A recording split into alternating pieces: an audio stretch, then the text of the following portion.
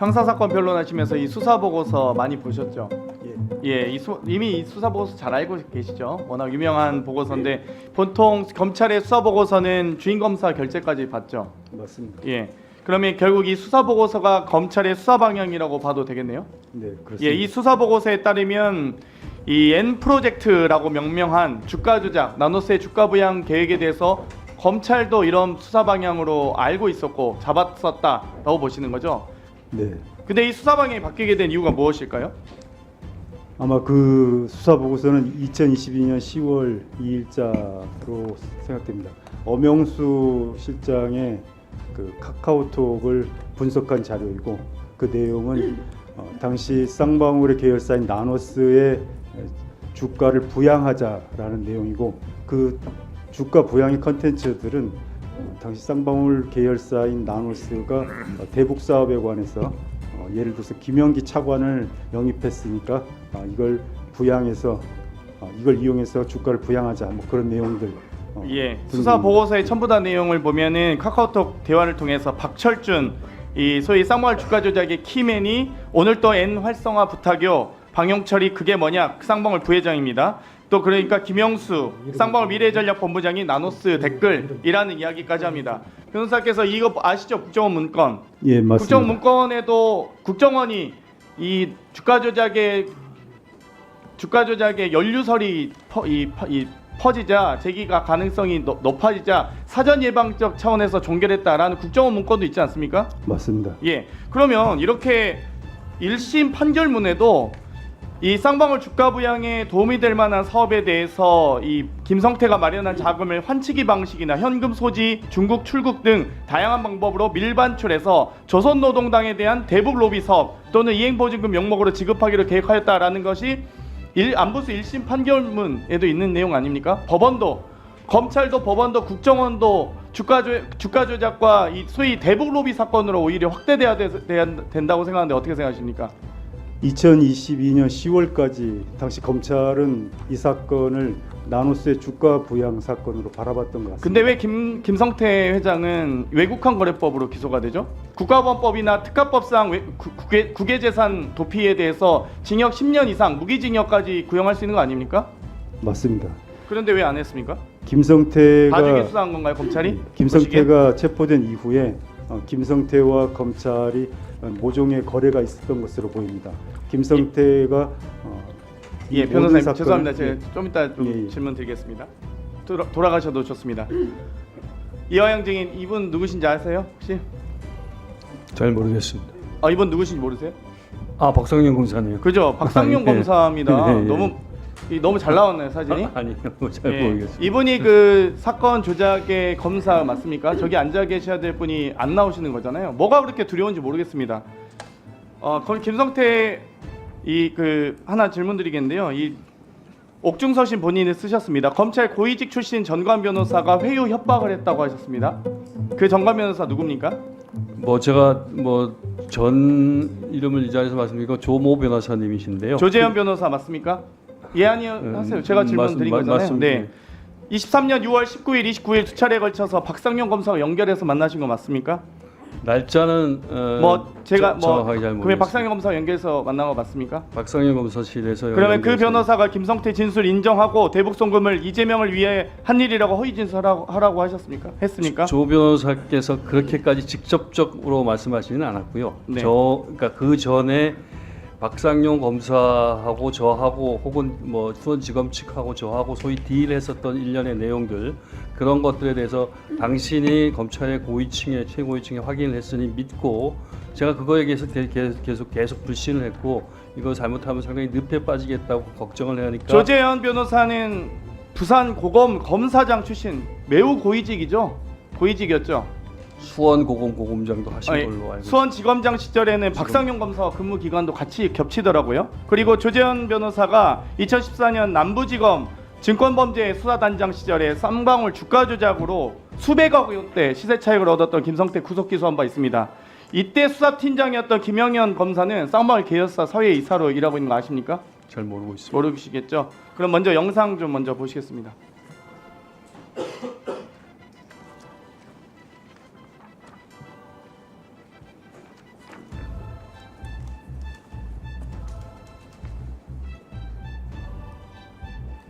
여기 영상에 나오는 김성태 회장 얼굴은 보이시죠? 네. 거기 주변 인물 잘 봐보시기 바랍니다. 네. 김성태 회장과 함께 술자리 하고 있는 사람들 누구신지. 네.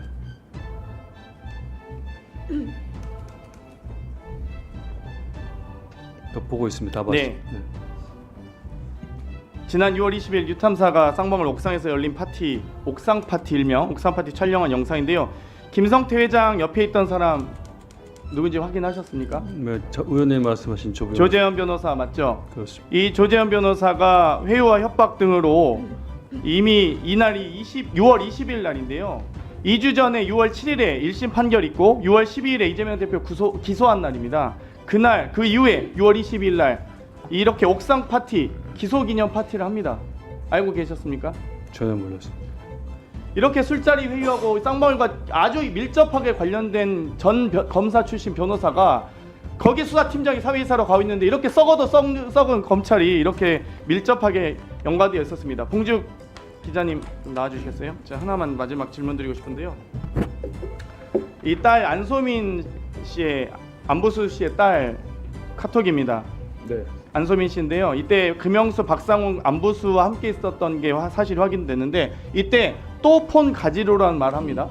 이거 수원지검 검찰에서는 폰을 수원지검에서는 이 임의로 제출하기 위해서 왔다고 했는데 제출할 폰이 없어요.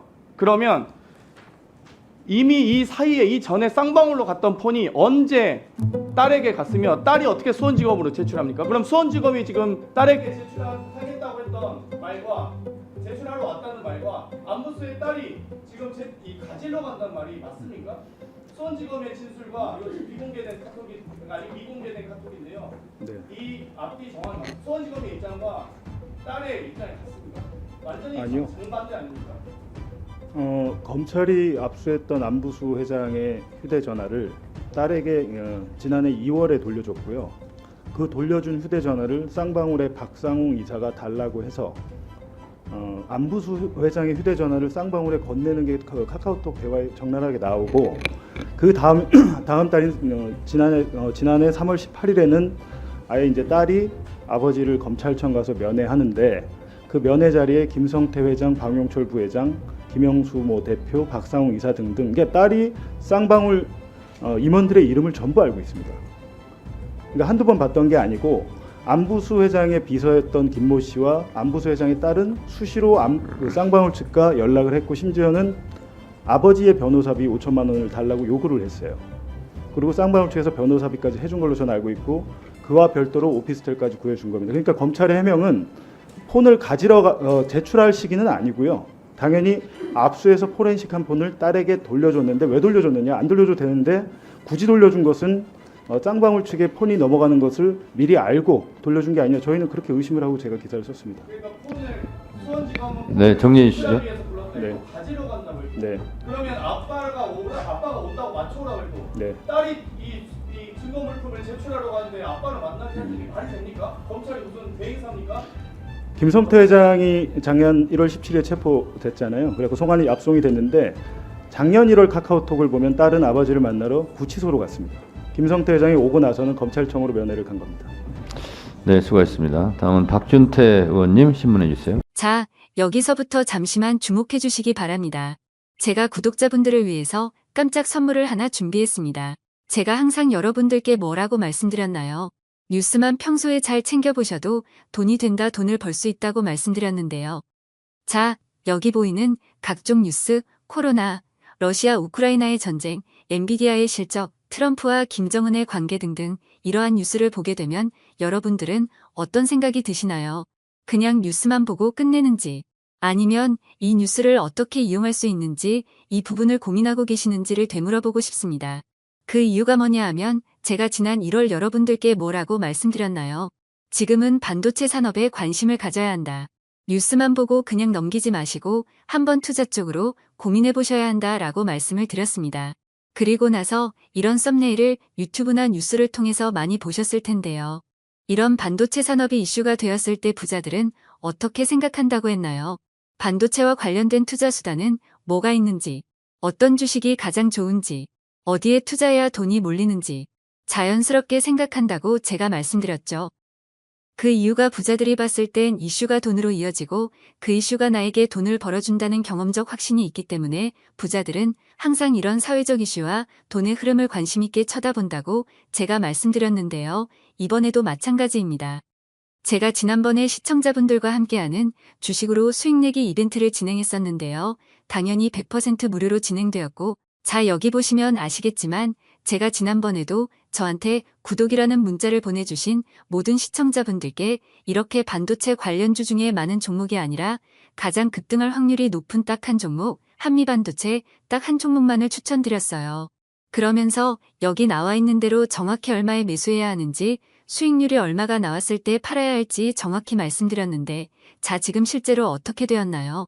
오른쪽을 보시면 아시겠지만 제가 1월에 문자로 이 한미반도체를 소개해드리고 나서 실제 3배 이상의 급등이 나왔죠.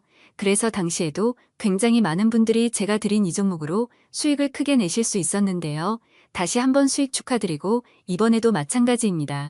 최근에 이슈가 되고 있는 것이 이 하마스와 이스라엘 전쟁, 러시아와 우크라이나 전쟁이기 때문에 우리가 어떻게 생각해 볼 수 있을까요? 더군다나 북한까지 참전한 마당에 전쟁이 앞으로 계속해서 심화될 가능성이 있는데요. 더욱이 중국 또한 대만에 대한 전쟁 압박 수위를 높여가고 있어 전 세계가 혼란스러운 상황입니다. 이렇게 전쟁이 계속해서 심화되면 피해가 커지기 때문에 전쟁에 필요한 군수물자, 의료 지원 물품들이 실제로 더 많이 필요할 수밖에 없는데요.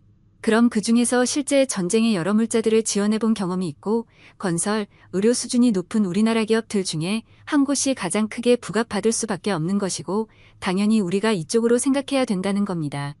자, 그렇기 때문에 제가 이번에도 뭘 보내드린다고요? 지난번과 마찬가지로 지원이라는 문자를 보내주시면 제가 전쟁 물자 지원 관련주 중에 앞으로 대장주 역할을 하면서 주가가 가장 크게 급등하란 종목을 구독자분들에게 문자로 종목명과 사고 파는 시점을 모두 알려드릴 거예요. 그래서 여러분들이 주식으로 돈 버는 연습을 한번 해보시라 이렇게 말씀을 드리고 혹시라도 나는 주식을 하지 않는다 라고 하시는 분들은 주변에 주식하시는 분들께 추천해 주셔도 되고 연세가 있으신 분들은 자녀분들에게 한번 이걸로 수익을 내보라고 이렇게 조언해 줄 수도 있으시겠지요.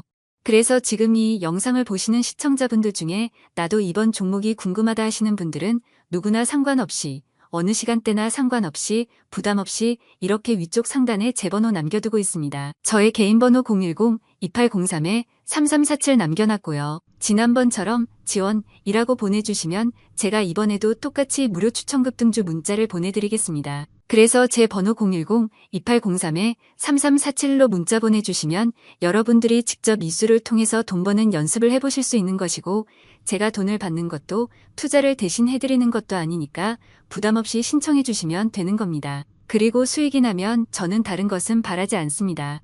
제 채널에 좋아요, 구독 한 번씩만 눌러주시라 이렇게 다시 한번 말씀드리겠습니다.